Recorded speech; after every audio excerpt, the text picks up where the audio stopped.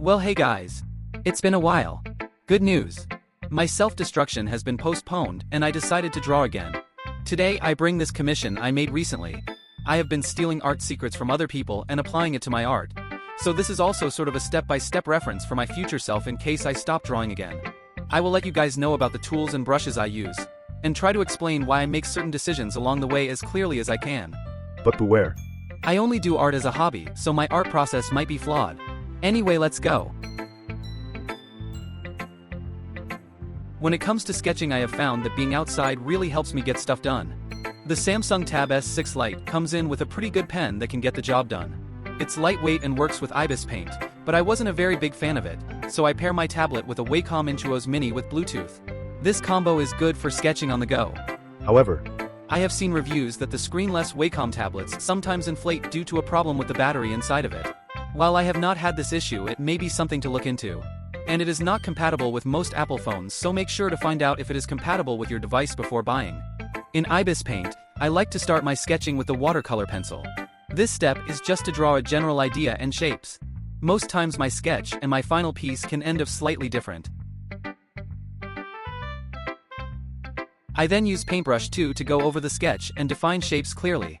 I sometimes also use the G Pen to do this. They don't have to be pretty and clean lines, you just have to know where everything will be. Then merge both layers and clean up the sketch to make the flat color filling easier. Make sure to close any gaps. Now on to the color. I like to fill in with the bucket tool just to make things faster, but I also use the paintbrush too to go over smaller details or the hair. We are just adding flat colors and maybe some shadows and highlights. Just enough to tell us where our light source is coming from. On this section I also went over the anatomy and made some changes. At this point is not too late to change some of these things. For the final rendering I like to use the Huion Canvas 13 Gen 3 together with my top of the state laptop. This way I can work on finer details on a bigger screen. I personally like this tablet, it is a good size, and the screen texture is very satisfying to draw with. It is also lightweight and easy to set up. this is not sponsored, and my opinion can change in the future. Now on Clip Studio Paint. Use the S-Line 4 brush to clean all the colors and make them even. Now wait. You might notice I changed the saturation of the drawing midway, and there's a reason for that. By doing so I can see the contrast between tones, meaning that I can see where shadows should be darker and highlights should pop.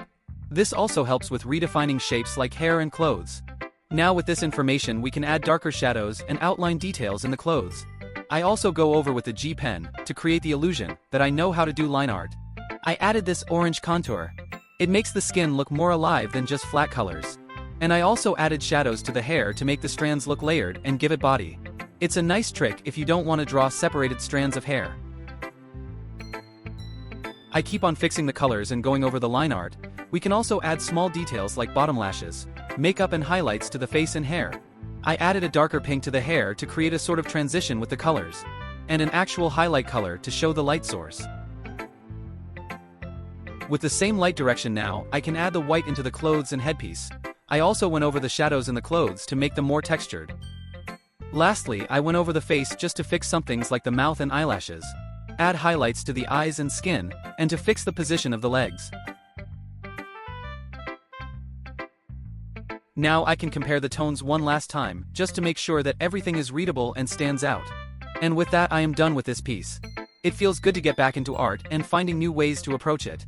Hopefully I will be back with more art process videos. Until then, bye bye.